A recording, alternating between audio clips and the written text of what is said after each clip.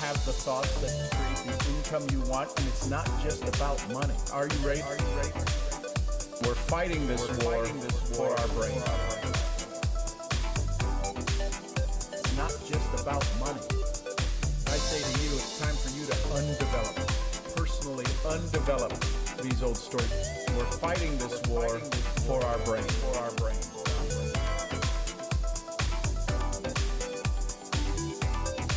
You don't need more software. You got to work on your hardware. Hardware is you telling yourself some better stories. You're the most amazing creation on the planet. You are ready to regain your mental profit. We're fighting this war for our brain. Hey, let's get started here. Just a second, find the music again. We're fighting this war for our brain. Start with this. Start with saying, I'm enough. You just rewired your brain. In this moment, I choose joy. You just rewired your brain. From Roy Smooth, the Smooth Mix. That was back in 2021. Good to see everybody here this morning. Happy Friday the 13th. So this is key, and the idea is that it's Friday and ready for you to have more. And now the question is why is it so important to focus?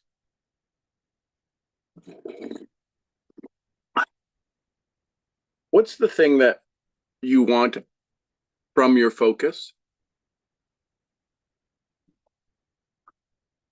Understand that what you think about and what you think about, if you remember the movie The Secret, it's the thing that brings you the most important conversation that you can have. What you think about and what you think about brings about your results. And when we talk about results, right, we talk about this idea that we can move things into a new level, move things into a new place. We want to have this idea, this solution that is unique for us. That's the conversation that we really need to focus on. What is it for us? What is it for us that we really need to produce? We really need to create. We really need to have. So understanding that your focus is key. Did you wake up this morning and intentionally have a conversation with yourself? Did you wake up with the awareness that you can control everything that you want? Everything. Go back to Epictetus. For those of you with desire, put it on a shelf. Until such time you decide what's within your circle of influence and what's outside your circle of influence. So many of us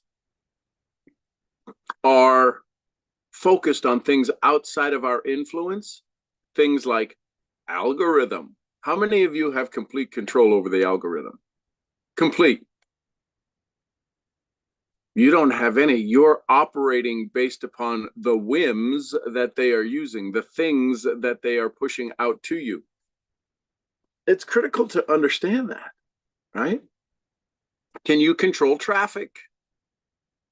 Not so much. Can you control the economy? By the way, there's no economy out there. There's only an economy in here, in your world. You are responsible for your economy.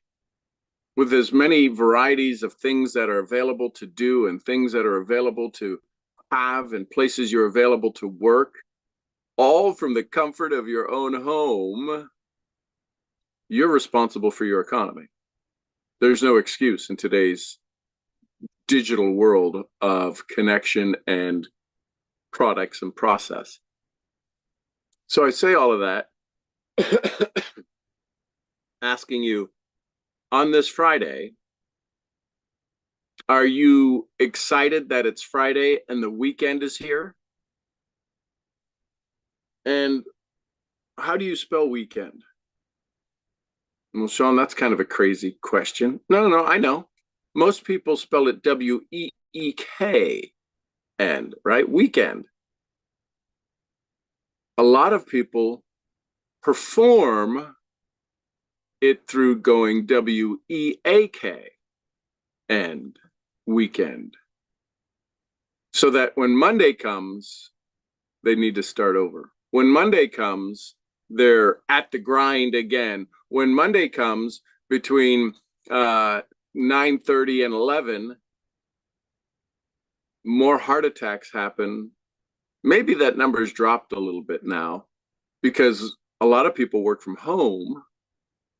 When we back in the old days, do you remember the old days before 2020? Back in the old days, come here, Jameson. Back in the old days, we didn't work from home. So more heart attacks happened on Monday morning before noon than pretty much any other day of the week. So there you go. There's a little thought for you. Listen, before I go into the questions this morning, come on in, Jameson. We have our OG dog. He's 16. He's standing in the doggy door here in my office. Before we go into the questions this morning, I want to just take a couple of minutes to have a conversation of this neurology that we're doing here, these questions that I'm going to be sharing with you. And because they're precise questions to work on your brain, to work on your story. And that's important when you understand the power of these questions. Most of us start our mornings on autopilot. I know I used to be that way. Not because we're lazy, it's because the brain is an efficiency machine. It defaults to established patterns. Same mental loops, same priorities, same low-grade background noise that ran yesterday and the day before and the day before that and the decade before that. If we leave it uninterrupted, the brain will run the morning on yesterday's programming. Does that make sense? It's not a character flaw. It's neurological housekeeping. The brain wants to keep things tidy, wants to keep things in order. The brain conserves energy. Do you realize that your brain uses 20% of your calorie intake, your energy intake? So everything you eat, everything you drink, 20% of that is going to be consumed by your brain. So you eat a Snickers, 20% of that's going to be consumed by your brain. You drink some healthy water, 20% is going into your brain to convert it into energy. You have a couple of drinks, 20% of that's going into your brain. This isn't a character flaw. It's housekeeping. It's how the brain operates. The brain conserves energy by automating what it can. You hear us about putting robots into the workplace. There's some people who go, oh man, I can't wait till I get a robot at my house. They can do all of the menial tasks. Well, your brain has all these thousands and thousands of menial tasks that it's put on robotic autopilot. The problem isn't that automation. It's not the automation. It's the absence of deliberate interruption that accumulates. The absence of interruption. That's why when we talk about novelty in sales, it changes everything about your presentation. When you are different, the challenge is we don't make much different in our days, which makes no difference in our lives. Days become weeks, weeks become months. We've all heard this, and somewhere in there, focus, real focus, the kind that produces results that matter, gets quietly replaced by busyness, by scrolling. Here's some science. You've heard me talk about the default mode network before. It's the brain's autopilot system. It activates during unstructured time. What does unstructured time mean? When you ain't got a plan, when you are not focused on what it is you're doing, when you're scrolling, when you're sitting, when you're doing nothing. And this generates the mental drift most people call thinking. Without deliberate engagement of the prefrontal cortex, the DMN, the default mode network, governs your morning. Questions, specifically open-ended ones, identify challenging questions, identity challenging questions are one of the most reliable tools for shifting executive function from the default mode network back to the prefrontal cortex. This is not motivation theory. It's how the brain's attention architecture works.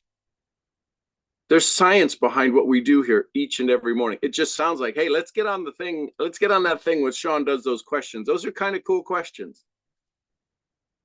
Here's something most productivity conversations get wrong about focus. Focus is not the absence of distraction. It is the presence of a signal strong enough to make everything else irrelevant. I want to write that down. I just get so distracted. You can't get distracted if you have no traction. Focus is not the absence of distractions. It is the presence of a signal so strong that it's strong enough to make everything else irrelevant.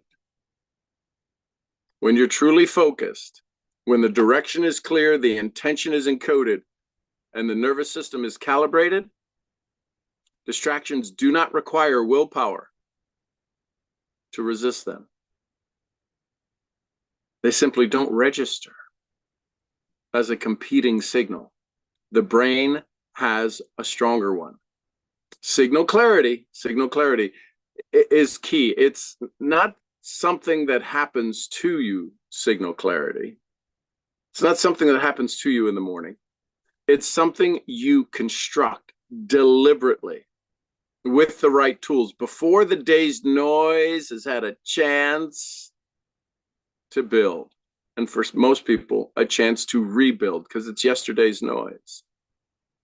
You've heard about the reticular activating system, the RAS, this brain stem structure, right? I'm giving you science behind this so that you just don't think, he's a nice guy, he does things. This is science-based. I just sometimes don't tell you all of the science behind it. The RAS, the RAS, is a brain stem structure that acts as the brain's relevance filter. Is this relevant? Is this important? Scanning the environment for information that matches what the conscious mind, has marked important. When you set a clear intention or ask a precise question at the start of your day, you are reprogramming your RAS. It will then selectively surface information, surface opportunities, and patterns throughout the day that match the signal you gave it. If you have an unfocused morning, it produces an unfocused RAS, reticular activating system. A deliberate morning produces a precisely calculated one. Now, why questions specifically? Because the brain can't receive a question without attempting to answer it. This is not metaphorical, it's neurological.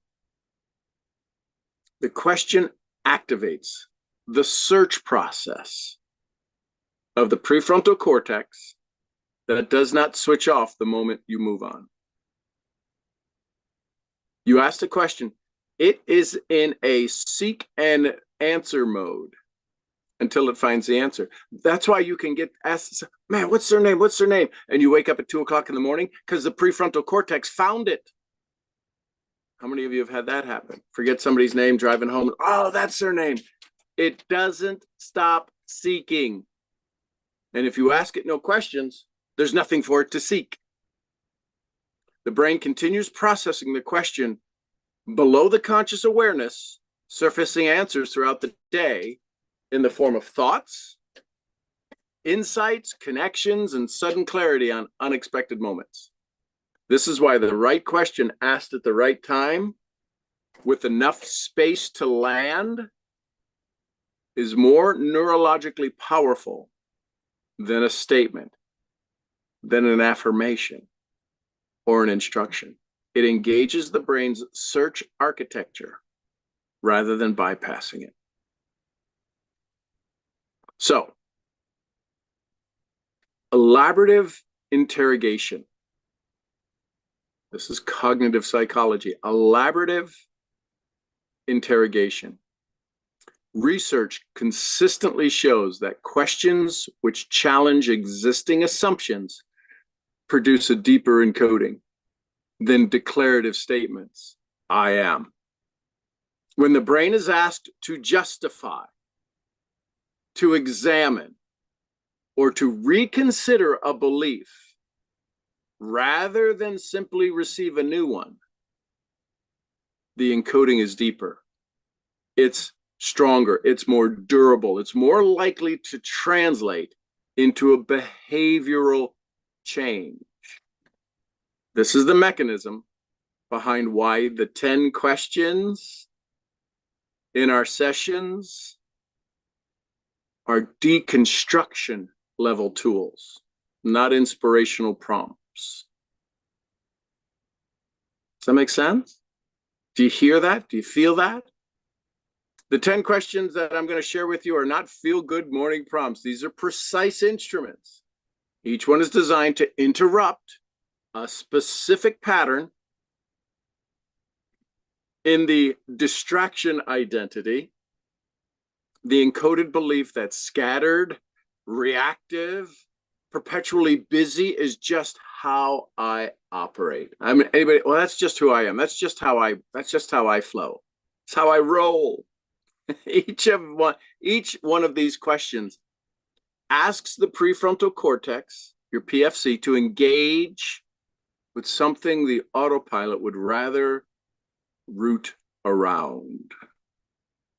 Some of them will feel comfortable. Some of them will land with slight friction, a little resistance, a deflection, an internal.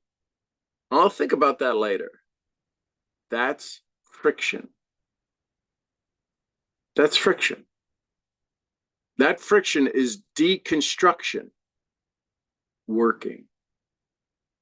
When a question creates some discomfort and it's touching something, it's touching something inside of you that's worth touching, I'd ask you to give each of these questions, come back, watch the recording. Each of these questions, give it some full space. The pauses are not decorative. They're not nice sounding. The pauses are where the encoding happens. So, you ready? I want to ask you to do one more thing. Put down whatever you're carrying when you walked into this conversation this morning, not permanently, just for the next 20 minutes. Put down any mental stuff, any challenges. Take a slow breath in through your nose and release it fully through your mouth.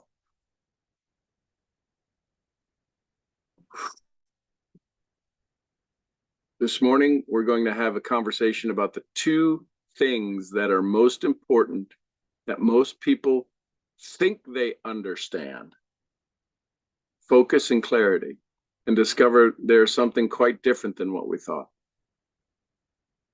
Focus is not about doing more. Clarity is not about knowing more. Focus is not about doing more. Clarity is not about knowing more.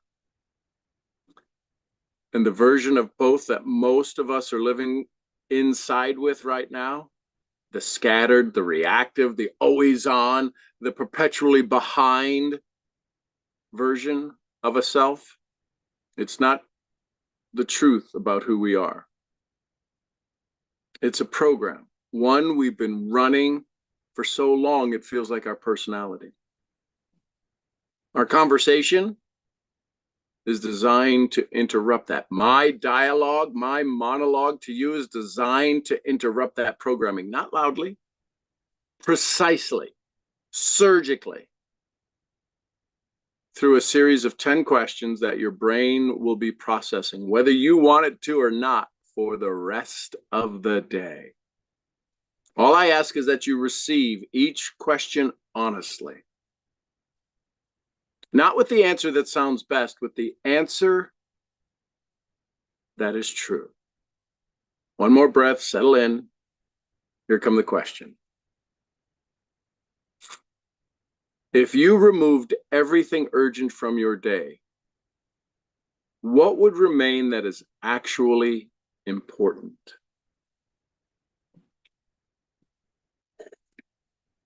If you removed everything urgent from your day, what would remain that is actually important?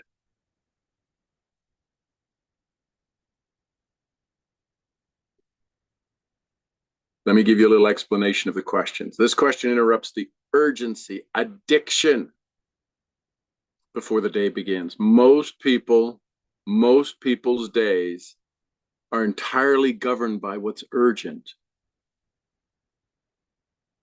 Most people's days are governed entirely by what's urgent, which is almost never the same as what's important. The brain, left on autopilot, DMN, fully engaged, no clarity, no focus. The brain, left on autopilot, will prioritize the loudest signal, right? We say the squeaky wheel gets the grease.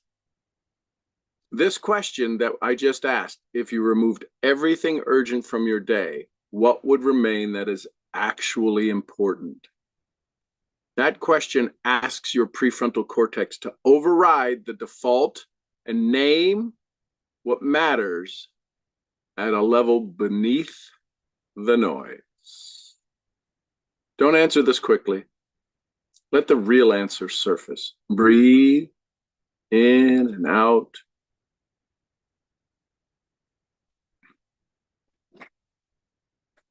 Next question. Question 2. What is the one thing? Jim Rohn said, a goal without a deadline is simply a wish. So listen to the second part of this question. What is the one thing, if done by noon, if it were done by noon, it would make the rest of the day feel like it succeeded, regardless of what else happened? What's the one thing if you did it by noon? What's the Brian Tracy book? Eat that frog. If you're going to do something that's frustrating, aggravating, eat the frog. If you got to eat a frog, eat it first thing in the morning. Eat the frog, right? The book, Eat the Frog.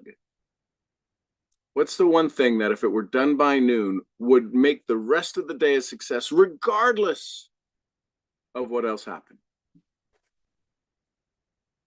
Many of you, that popped right into your head right away. If I did that, if I did blank. This is what we call a primary signal question. A primary signal question. It forces the brain to rank rather than list. Ranking is one of the most neurologically significant acts the prefrontal cortex can perform. How many of us know the power of making a list? How many of us know how we feel when we don't finish the list? A brain that can rank its priorities has a fundamentally different operating system, a different operating state than one that treats everything equally important, which is to say, equally unimportant. For those of you that have ever had a Franklin Covey planner, and you actually went through the Franklin Covey training on how to do your day, in this column right here, it has ABC and over here it has 1, 2, 3. These are your daily tasks. You go ahead and write them all out.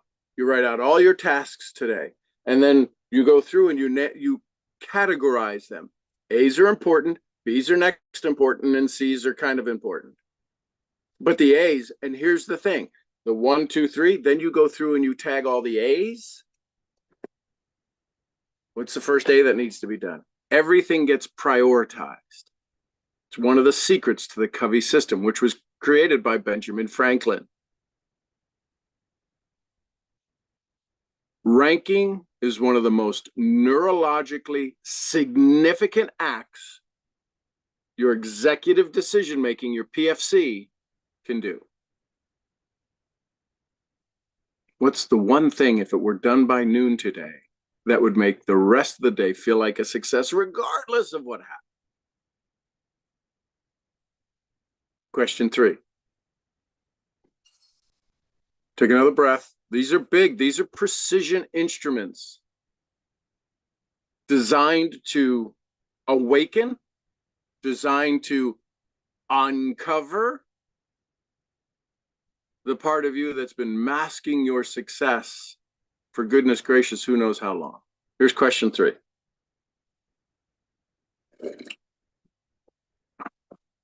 Where in your life right now are you making being busy, or are you mistaking, are you making being busy the focus instead of being focused?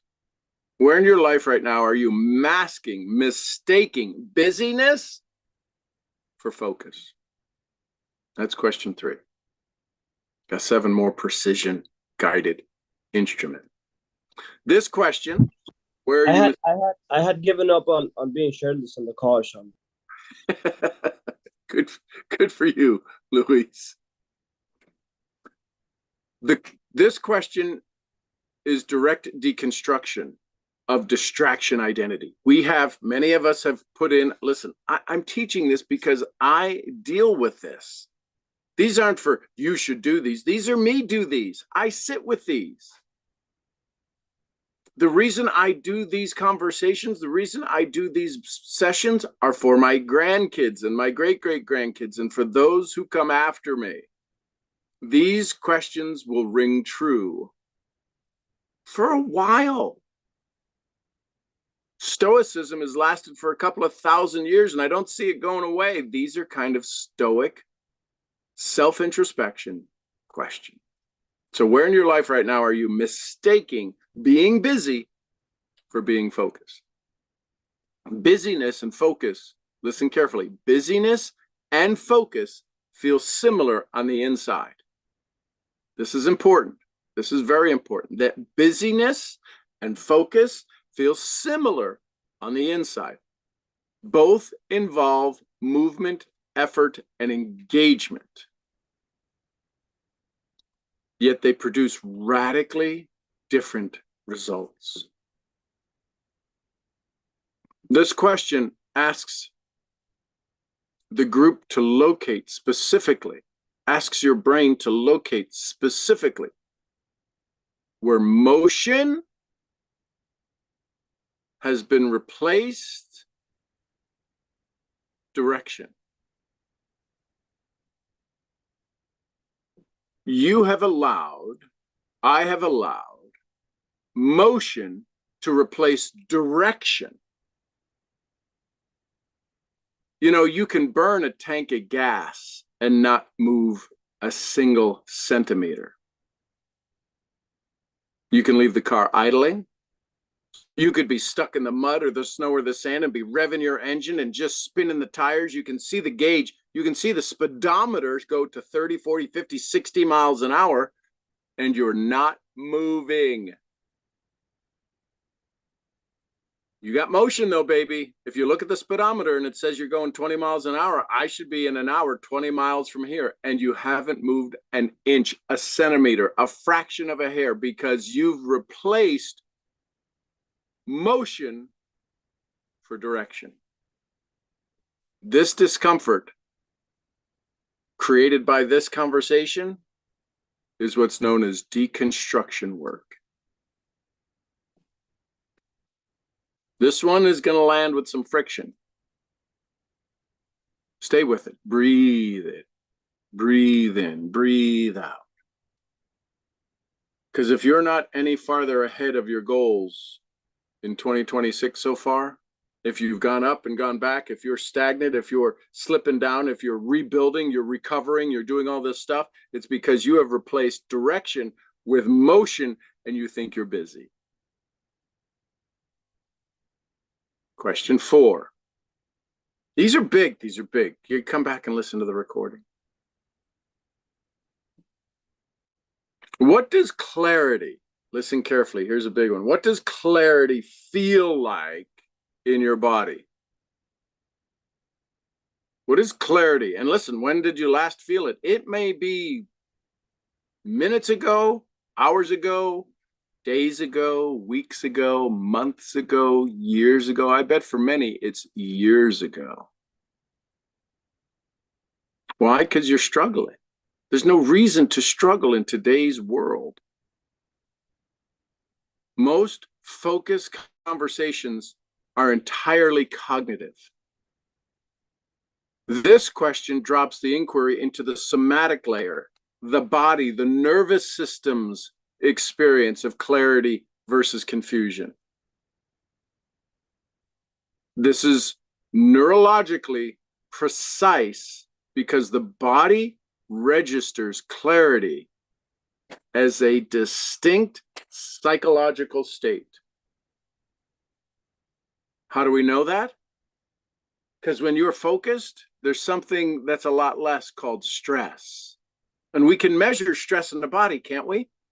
See, if you're focused, you have lower cortisol.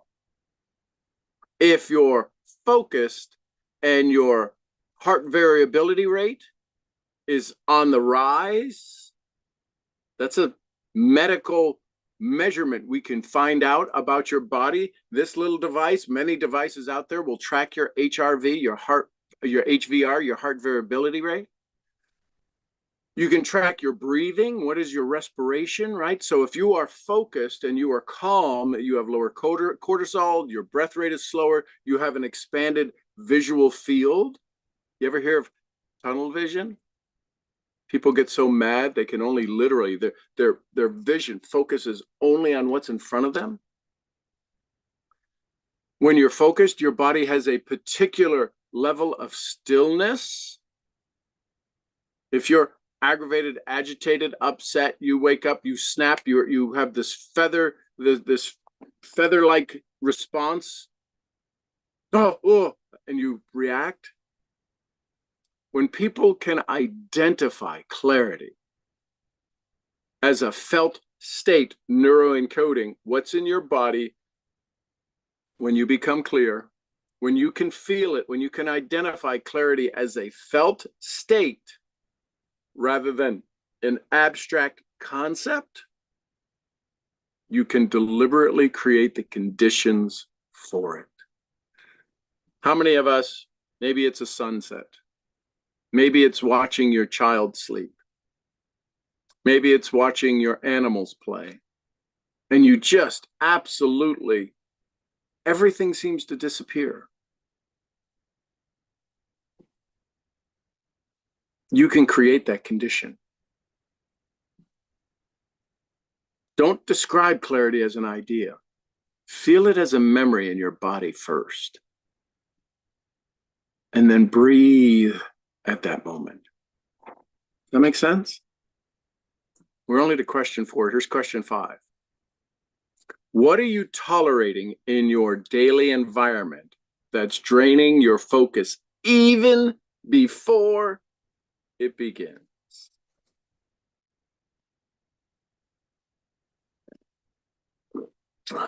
What are you tolerating in your daily environment that is draining your focus before you even begin, before you even get out of bed?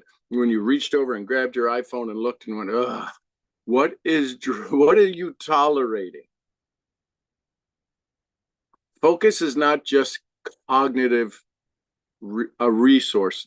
Focus isn't just this cognitive resource. It's an environmental one as well. Right? This is where Joe Dispenza talks about your personal reality makes up your personality, or your personality makes up your personal reality. Focus is not just a cognitive resource, it's an environmental one. The brain's attention capacity is finite. Your conscious awareness is finite. You need to understand this. We have about 20 million thoughts, 20 million bits of information. Let me take that back. We have about 70,000 thoughts a day. Every second, we have about 20 million bits of data that flow into our body, bits of data. We are not conscious of these. That's why if all of a sudden glass drops in the kitchen, your brain processes. You ever been in a restaurant and somebody drops a tray of dishes and everybody kind of jumps in and they clap? I never read a book that said clap when the dishes fall or jump when the dishes fall. That is your brain on constant survival mode, looking for the thing that might kill us. Just saying, this, and out of the 20 million bits of data, each eye takes in 2 million bits of data per second. Oh, I don't believe that. Okay. If you just look into your camera, and even if your camera's off, but just pick a point on the wall, pick a point somewhere to look at. You're looking at that point.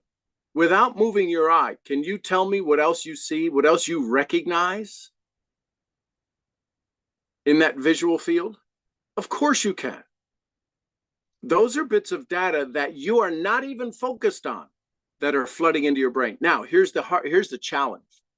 Of the 20 million or 10 million, it's millions of bits of data that come into your body through your senses, through your touch, your feel, your taste. We're consciously aware of up to, most aren't even at this number, up to 40 bits of data per second. We're consciously aware of.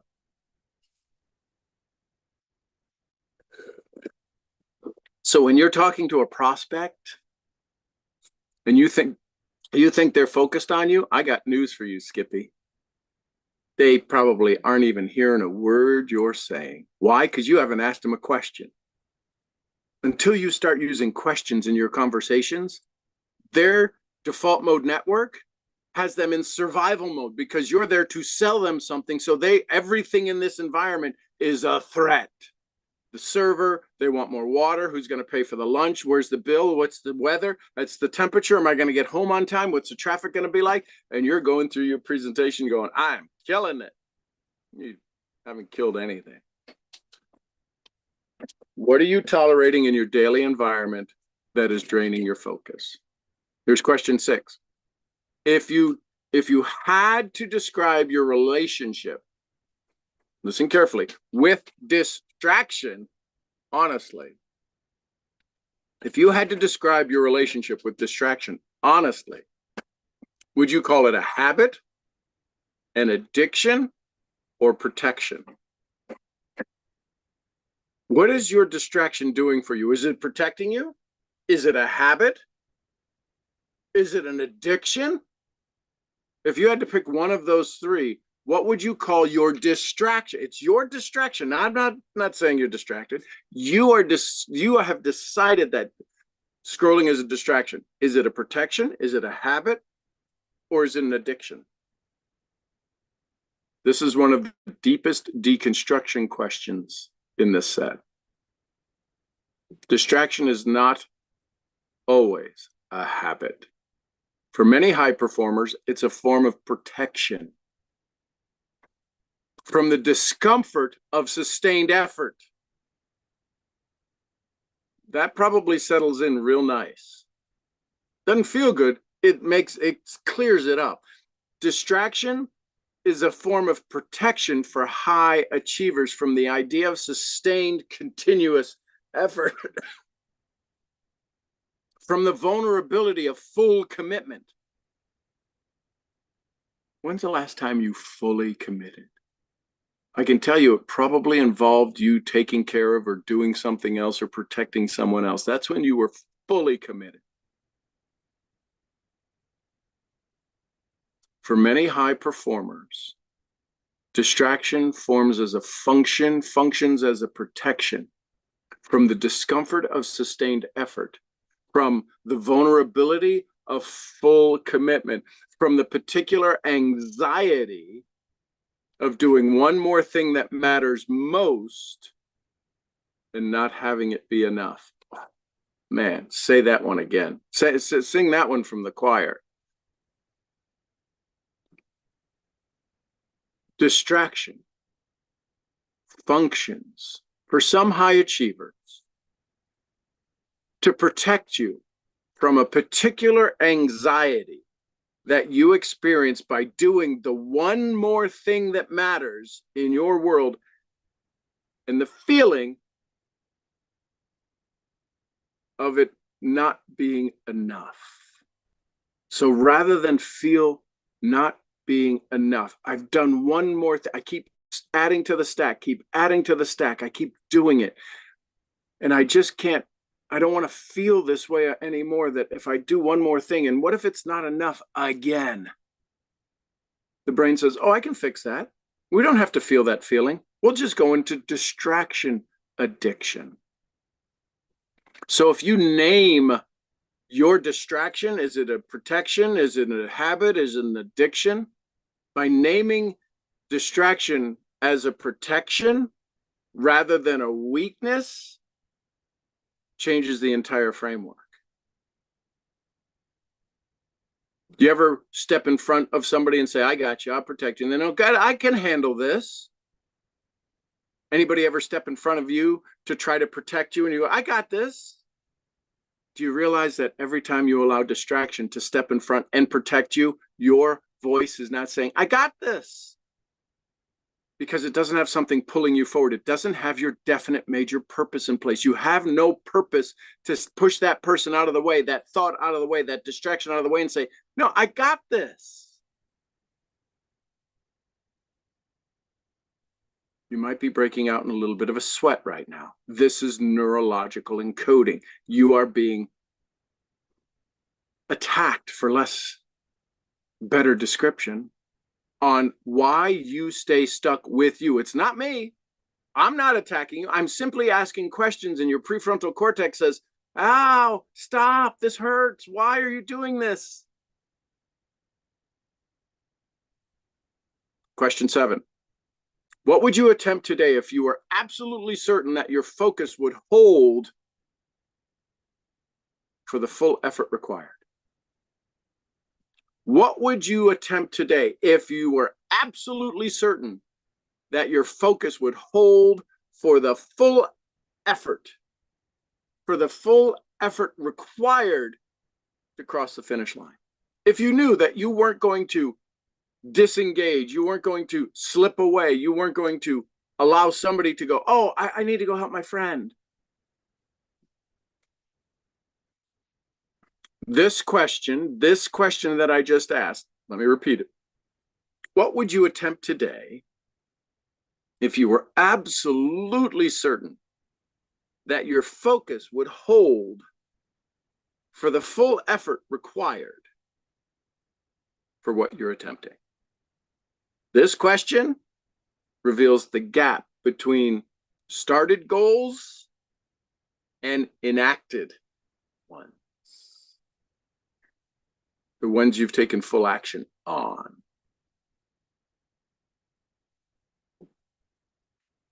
The answer almost always names something the person has been approaching half-heartedly, starting but not finishing, planning but not executing, because at some level they do not trust their focus is sufficient.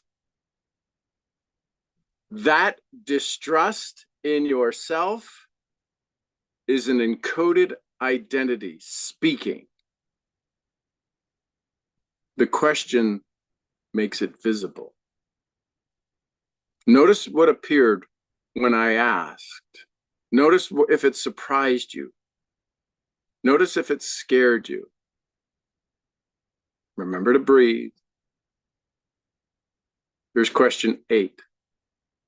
Who benefits when you operate with full focus and clarity?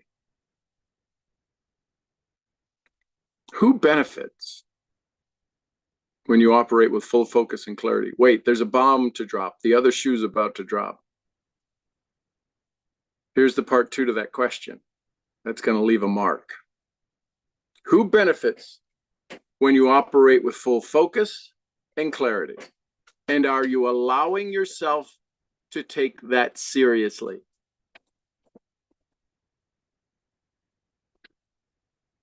Who benefits when you operate with your full focus and full clarity? And are you allowing yourself to take that seriously? See, focus and clarity are often framed as personal productivity tools. This question reframes them as a relational and leadership responsibility. This is a leadership and relational responsibility you have to those who benefit from your achieving your success. The people who depend on you, your team, your family, the members of your community.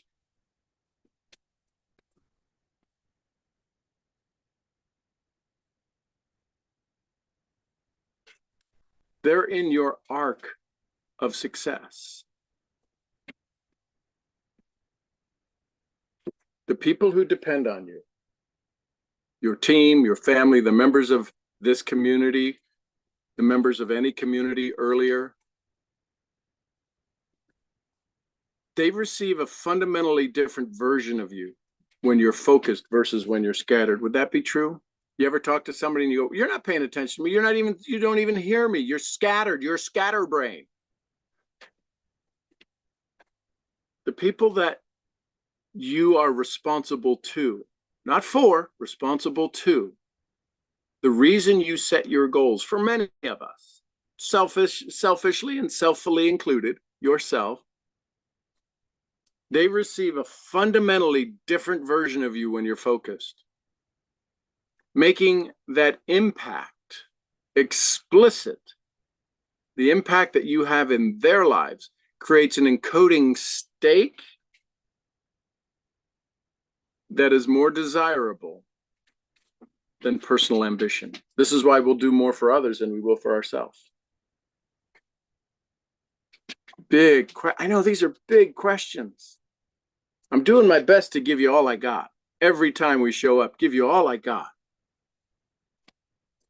How do you implement these? That's what we need. That's what you need to work with me for. You need to decide, okay, these are powerful. I want a better solution. And if you're asking, how do I do that? How equals human? I help you become the better version human for yourself. Here's question 9. We're almost done, almost done. This was supposed to be an hour long, but it went there. What belief about yourself have you changed? What belief about yourself would you have to change? What belief about yourself would you have to change for sustained focus and clarity to become your default rather than the exception? What belief about yourself would have to change for sustained, continuous focus and clarity to be your default rather than the exception, rather than the high energy, man, I got to focus on this, and you do it for a short term? What would happen if focus and clarity became your default mode operating system? This is an identity question. Everything above has been circling it. Focus is not a technique. It's an identity expression. People who operate with sustained clarity do not have better willpower or superior discipline. They have a different encoded belief about who they are in relation to their attention. Who are you? Attention is something you have. Who are you in relation to that attention. Don't think attention is something you turn on and off. You have a relationship with attention. This question asks you to name the specific belief that is keeping focus as an occasional achievement rather than a consistent baseline.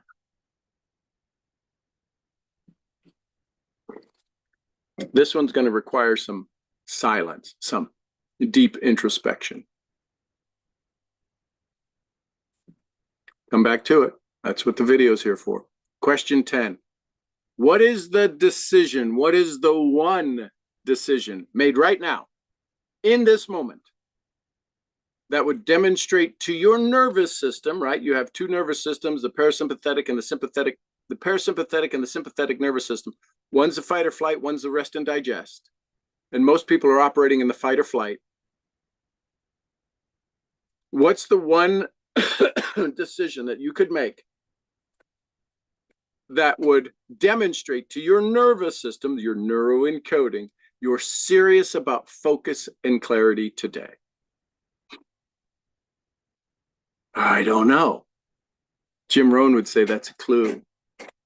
He'd also say, don't sign up for that. If you say, I don't know, I would encourage you. That would be the most important question you can get an answer to. That would be the most important question I would spend all of my time attempting to find the response to it, to find the answer to it, so I can once and for all have focus and clarity as my primary default, not the occasional exception. This is the question for activation. A behavioral commitment that converts the cognitive and the emotional work of the previous 9 questions into a specific executable act. The nervous system encodes commitment differently than intention. Let me give you an example. Guy's quitting smoking. He's smoked 3 packs of cigarettes a day for 40 years. Keeps saying, I got to quit smoking. I'm getting older. I'm starting to see the response to some of the health challenges. I quit. I keep trying to quit. I've been trying to quit for 3 years. I'll put down the pack and I'll pick it up 3 days later, 7 days later. I just can't seem to quit. I really want to quit. I'm making it an intentional. I'm intentionally wanting to quit. And then one day, his favorite granddaughter, not that grandparents have favorite grandkids, but this guy had a favorite granddaughter. She came up and hugged his leg and said, Papa, please don't die. Please stop smoking. Just hugged his leg and said, please stop smoking. Guy put down the cigarette, and that was the last cigarette he ever had for the next 15 years. He never had a cigarette again. He was intentional about quitting. He made a commitment to quit when his granddaughter said, please don't die. That was highly emotional. There wasn't a question. All of the trying, all of the cigarette patches, all of the nicotine gum, the trainings, the courses, the meditation, the breathing, none of it worked because he was intentional. When you commit, when you make a decision, you cut off all the other options. Specificity is the activation key. The question asks for a decision, not a goal, not a resolution.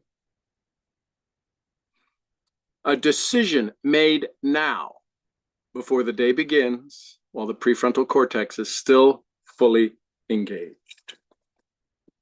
So there's your 10 questions. The fact that you showed up for this conversation this morning, the fact that you're still here before the day has had a chance to claim you, is itself an act of focus.